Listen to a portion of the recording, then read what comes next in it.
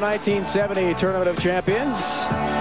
After that incredible Beyond a Lilo moment, something really no one in the PBA world will ever forget. Don Johnson laying down on the lanes, just one pin shy of a perfect TV game of the TOC. More history to be made here this afternoon. We're situated on 240 acres along the Thames River. The incredible Mohegan Sun Resort and the arena, which is state-of-the-art. It's hosted NBA basketball, lots of college basketball, championship boxing, and today, the best bowlers in the world.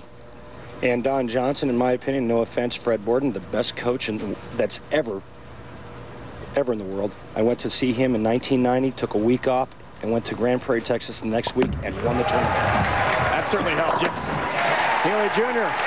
had it open in the fourth, trying to get back in this match. That's a double in his sixth frame. And he's down 4 pins. One more time. One more time. Originally from Niagara Falls, New York. Right across the U.S.-Canada border from one of the most impressive aesthetic sites in this continent. Now hails from Mexico City, Mexico. And a very intriguing story. His wife Teresa, also a great bowler. And watching back home, his stepson Victor tells us the commute back and forth to Mexico, no big deal. Just a couple of flights. We can do it. ESPN Instinct shows you Healey tripling the 10 late.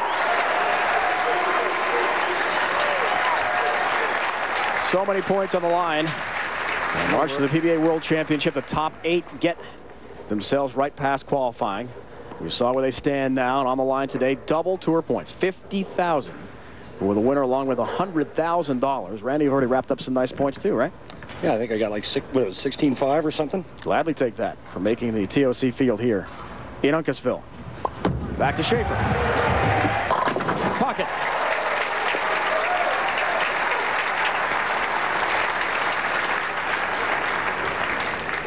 Ryan Shafer is a type of player that I call plant and hit. I want you to watch just how straight up and down that left leg is.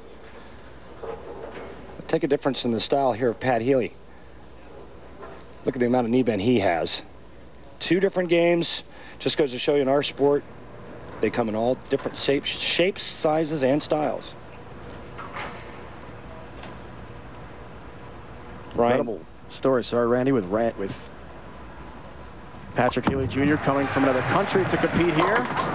Shafer, who strikes there, has had to overcome some incredible health challenges. Well, he's a diabetic, and he's really had to regulate his insulin, and he's found a way to do that by he really started to count carbs. Right now what he's doing is he's just finding the pocket, the 1-3 pocket, in a real good way. He has a 4-bagger. He's got a nice 14-pin lead. He's got a little bit of a hip problem as well, Dave. You know, we talked to him last night about it. He said he's got that German Shepherd hip.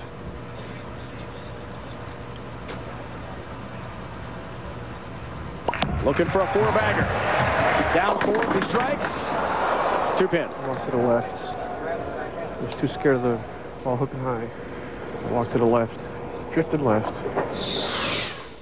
Scared of this ball going a little bit too far to the left, but watch this ball never take down the lane. Just that subtle move left. We're used to seeing that big break and that big sweep and hook towards the 1-3 pocket. Just didn't happen this week. Looking up the rate, single pin conversion. Picks up his 2 with ease. Oh, dog it. And his wife Teresa, as we mentioned. It wasn't a shot you wanted to throw there. A world-class bowler herself. She was competing when Patrick was on the show and won in Kansas City in October. She was in Latvia competing for the Mexican national team. How much does that help him, having essentially a world-class bowler as a spouse to aid in what's going on? I don't know if I want to go there. I think it depends on the 2 individuals. Sure. I mean, my wife, she was a 200 average bowler, but she never said a word to me about bowling. Never afterwards, you know, great job, bad job, nothing. I think it depends on the 2 individuals. If they can work in a nice harmonious situation, great. Crossover, 10-pin wiggles, and stands. Christmas. Well, we're going to have to get a reset. Respot the 10. This ball again, that was similar to the same shot he threw in the first frame. That ball didn't quite drift as far left. Got a nice break just leaving the 10-pin. And right now, Pat Healey Jr. is in a whole heap of trouble. Gets the reset. Shafer working on a max of 266. Heading into the frame, Healey Jr. was at 230 max. He needs a rally desperately. Needed to strike really in the foundation. 9th frame, didn't get that. 10-pin. Not in my hands now. Not in my hands now, God. Amazing to think. 2 TOC appearances in his career. 1 as an amateur, as our Leslie Goodell mentioned with him, started this match. 2 TV appearances in those TOCs. That's extraordinary to get that far in each, especially as an amateur 7 years ago. 5-bagger attempt here. Shafer, 10-pin. Well, and I know it didn't strike, but he's doing what he has to do right now, and that's fill frames. Leaves himself with a 10-pin, which for these guys is an easy spare. A mark here in the 9th and a mark in the 10th with good count. And he's going to go on into the title match.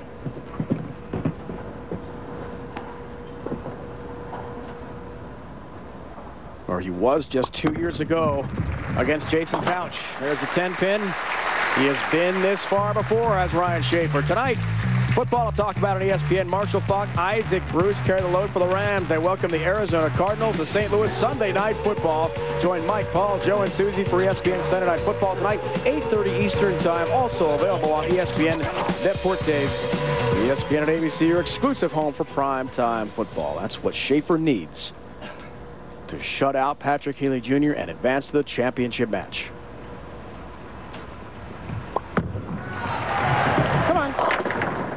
Here it comes. Scout. Oh, no. That pin wasn't long enough. Just the front of the 10-pin. Head pin's going to go to the sidewall and go looking for that 10. It's just not long enough. A nudge, and it won't topple. Major championship, single pin spare, 10-pin. Not a give me, but should be made by this guy.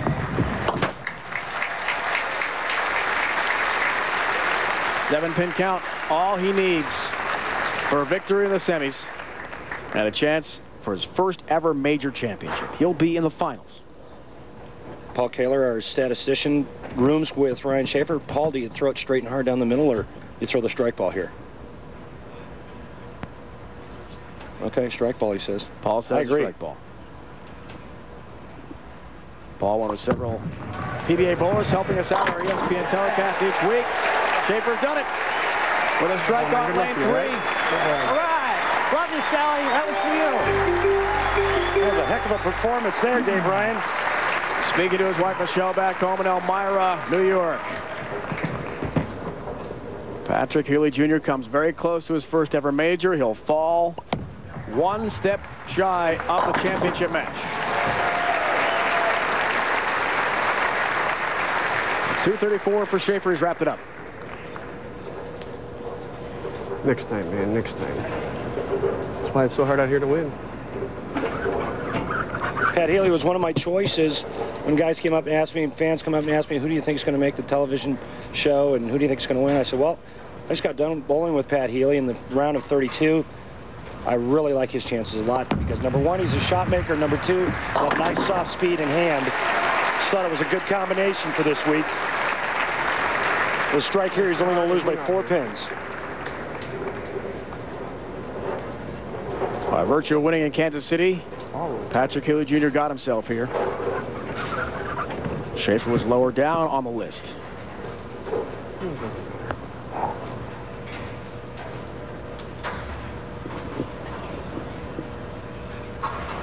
th career TV appearance, Patrick Healey Jr. His record will fall to 6-15 on TV. A great run for him. All the way to the last 4 bowlers for Healey Jr. Shafer, though, is on to the championship match. He will take on either Robert Smith or Jason Couch. That's the next semi. In the first semifinal, big shot making for Shafer at the right time.